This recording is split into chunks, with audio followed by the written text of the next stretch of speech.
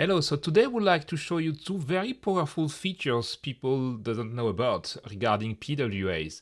One is web share, so you can share content from your PWA to another app, so it could be files, text, URL. And the other one is web share target, meaning that you as a PWA can receive content from another app. So I'm going to use PWA samples to show you that. And the first one is going to be one of the great app of my colleague Justin that is participating to the PWA Builder project too. So we are both working on the PWA Builder project. And this app is in the Microsoft Store. So you can package application PWAs to the Microsoft Store. And I've already installed it from the Microsoft Store. So this is a very cool PWA that lets you draw stuff, on a canvas. You can use touch, mouse, pen because it's using pointer event and using low latency canvas. So super cool. So let's draw something. So let's say that I like to say, I really love, so I'm really bad in drawing, so sorry.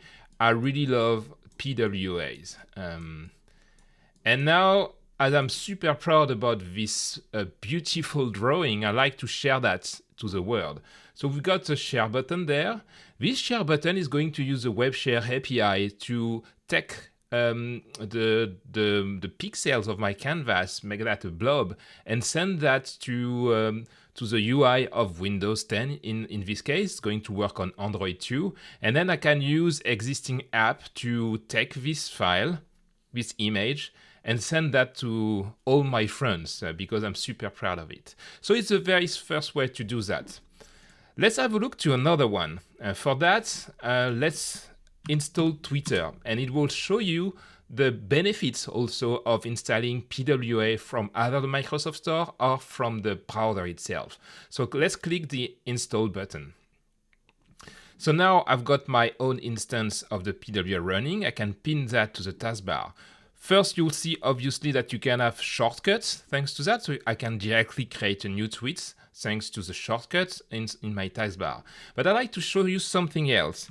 Now that the PWA is installed on my machine, I can navigate to the picture and take, for instance, this very beautiful image from one of my best friends, and I'm going to share that once again using the share contract of Windows 10. And now you see, I can now see another application in the target, which is Twitter. So it's a PWA, but now it's viewed as a native app in a way. So if I'm clicking on that, it's going to automatically create a new tweet and attach the image directly in that. And I don't know what you think about that, but it's really powerful to see that now PWA can really act as native application. The last demos is a kind of a mix of all that. So let's say that I've been drawing a great image in this PWA, install PWA from the Microsoft Store. I like to share it. And now I can share content from one PWA to another one. So I will be able to open the Twitter app and now share content between two PWAs, which is pretty cool. So thank you for listening. Have a look to the two URL I've been sharing also in the tweet. So the stuff coming from web.dev on how to share content from your PWA and how to receive content in your PWA.